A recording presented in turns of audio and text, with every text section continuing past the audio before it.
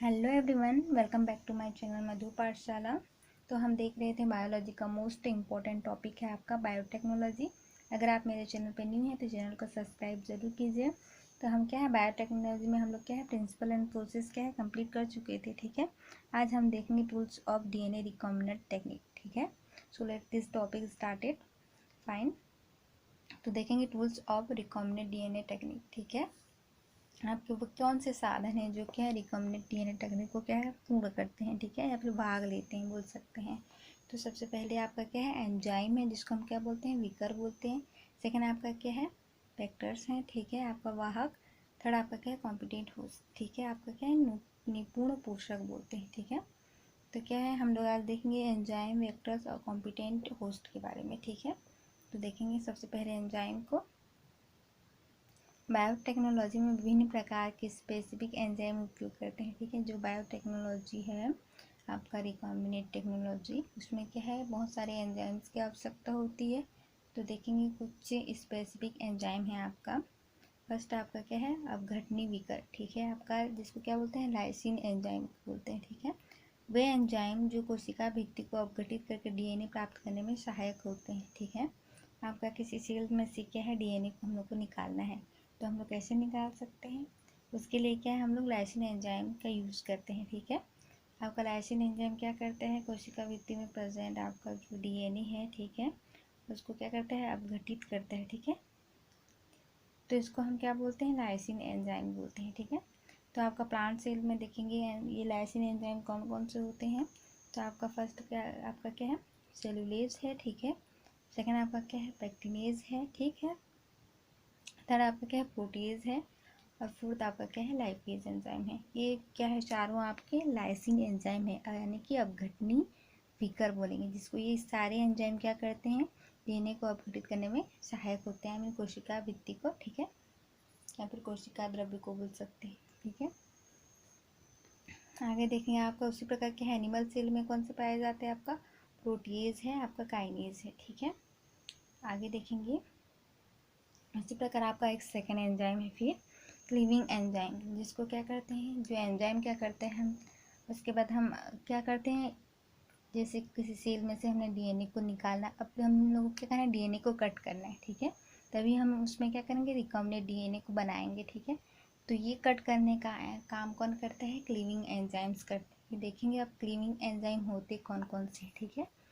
आपका फर्स्ट क्या है देखेंगे इसमें आपका न्यूक्लियस आता है। ठीक है, न्यूक्लियस भी आपका कितना होता है दो टाइप का होता है आपका एक्सो और एंडो। ठीक है, तो देखेंगे एक्सो न्यूक्लियस क्या होता है ये सिंगल स्ट्रैंडेड DNA को। ठीक है, और जो सिंगल स्ट्रैंड DNA है ठीक है उसको क्या करता है 5 to 3 पर क्या करता है कट करता है। ठीक है, अगर 5 से कट किया या फिर 3 से कट किया। ठीक है, सेकंड आपका क्या है एंडोन्यूक्लियस।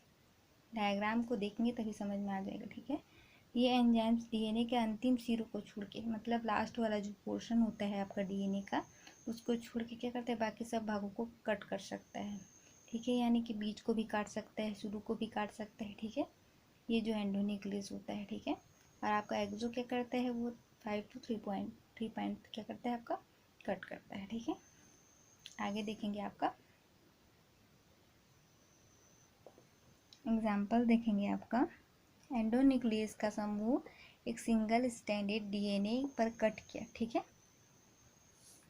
आपका कट क्या बोल रहा है। ठीक है, तब क्या बोल रहा है आपका रिजल्ट कितना आ गया हम लोग का 5 to 6 से। ठीक है, डायग्राम को देखेंगे थोड़ा सा क्या आपका डायग्राम है। ठीक है,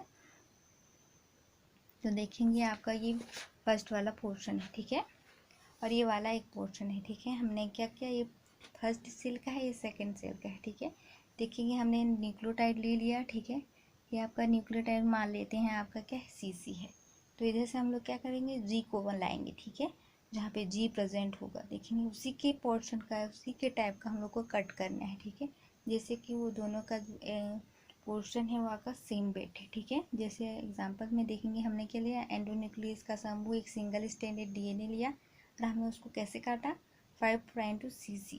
ठीक है, साइटोकाइनिन आपका। ठीक है, सेकंड आपका हमने कट क्या किया 3' to GG। ठीक है, हमने दोनों को ऐड कर दिया तो हमको क्या मिला आपका रिजल्ट 5.2 CCGG, ठीक है। इसे हम क्या बोलते हैं, ब्लड कटिंग, ठीक है, बोल सकते हैं ब्लड इंडिंग या ब्लड कटिंग भी बोल सकते हैं, ठीक है। तो हम लोग को रिजल्ट में कैसे प्राप्त हुआ, आपका सेम पोर्शन में प्राप्त होगी, ठीक है। आपका क्या है, DNA टुकड़े क्या है, चिपचिपे सौर में चिपक गया से बोल रहे हैं, ठीक है। तो आपका क्या है, आपका सेम जैसे आपका की लॉक सिद्धांत होता है ना आपका, जैसे एक चाबी का भी जैसे परफेक्ट ताला एक परफेक्ट चाबी के थ्रू खुलता है, ठीक है। उसी प्रकार आपका क्या है, एक परफेक्ट न्यूक्लियोटाइड आपका क्या है, दूसरे परफेक्ट न्यूक्लियोटाइड के साथ आपका क्या करता है, अटैच होकर आपका क्या करता है, रिकॉम्बिनेंट DNA टेक्निक का निर्माण करता है, ठीक है। या फिर उसके थ्रू आपका क्या कहता है, पोर्शन कंप्लीट होता है, ठीक है। नेक्स्ट देखेंगे आपके और एंजाइम्स भाग लेते हैं। थर्ड आपका क्या है, सिंथेसाइज एंजाइम बोलेंगे, ठीक है। DNA मतलब संश्लेषित एंजाइम बोल सकते हैं इसको हिंदी में, ठीक है। DNA के संश्लेषण में सभी एंजाइम्स आते हैं आपका, ठीक है। जैसे आपका रिवर्स ट्रांसक्रिप्शन है, ठीक है, मतलब जैसे आपका mRNA से फिर क्या होता है, DNA का निर्माण होता है, तो हम उसको क्या बोलते हैं, रिवर्स ट्रांसक्रिप्शन बोलते हैं, ठीक है। जैसे आपका क्या है, DNA से mRNA के निर्माण को हम ट्रांसक्रिप्शन बोलते हैं, है ना। तो हम उसी प्रकार क्या है, जब mRNA से DNA फिर वापस रिटर्न में बनता है तो आपको क्या कहलाता है, रिवर्स ट्रांसक्रिप्शन कहलाता है, ठीक है। ये समझ में आ गया। फिर आगे देखेंगे आपका DNA लाइगेज। लाइगेज का काम क्या होता है, ये एंजाइम DNA खंडों के मध्य क्या है, गैप को छोड़कर कंप्लीट करने का कार्य करते हैं, यानी जोड़ने का कार्य करता है, ठीक है। जैसे आपने DNA को कट किया, फिर बाइंड कर दिया आपने, जैसे आप प्लाज्मिड को लिए, फिर आपने क्या है, पोषक सेल्स में क्या है, उसको बाइंड किया, ठीक है। तो आपको जो बाइंड करना है वो किसके थ्रू होता है, आपका लाइगेज एंजाइम के थ्रू होता है, ठीक है। तो ये क्या करता है, DNA के खंडों को जोड़ने का काम करता है, ठीक है। आपका क्या है, और देखेंगे आपका एल्केलाइन फॉस्फेटेज एंजाइम, ठीक है। ये क्या करता है, ये क्या करता है, थोड़ा सा देखेंगे। ये DNA के 5 प्राइम सिरे से फास्फेट समूह को अलग कर रिसाइक्लेशन को रोकता है, ठीक है।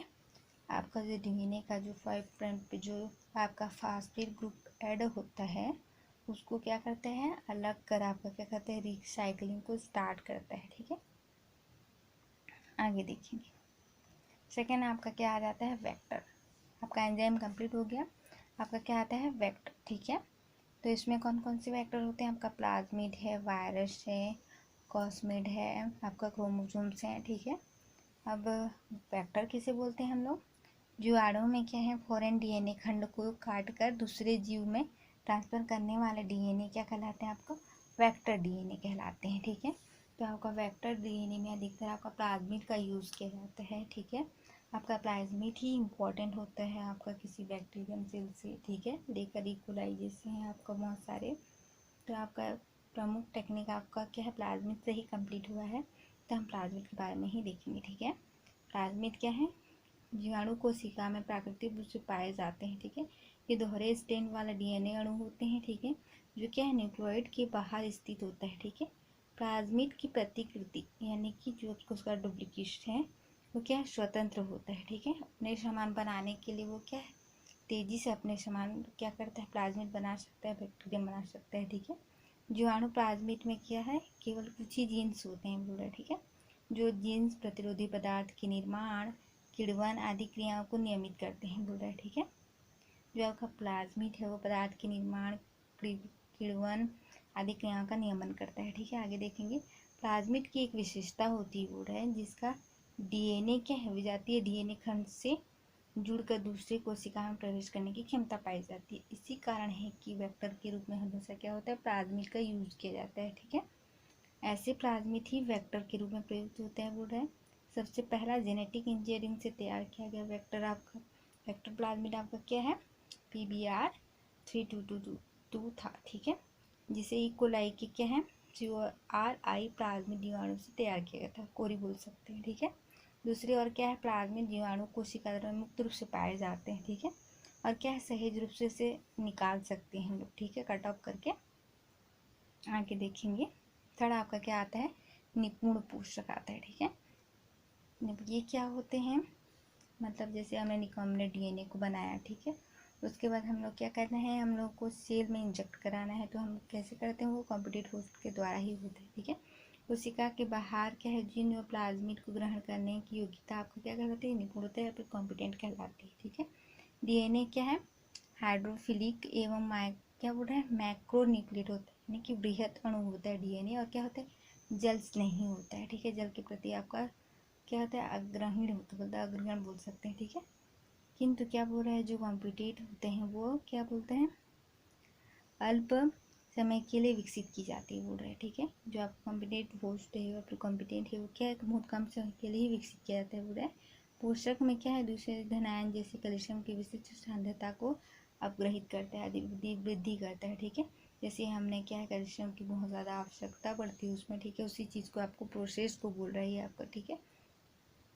इसे डीएनए आसानी से क्या होता है, प्रवेश हो जाता है। कुछ प्रोसेस होते हैं उनमें, जिसमें कैल्शियम आवश्यक होता है, आपका द्विसंयोजी यानी दोनों रूप से धनात्मक कॉम्पिटेंट होता है, ठीक है, आपकी आवश्यकता पड़ती है, पूरा।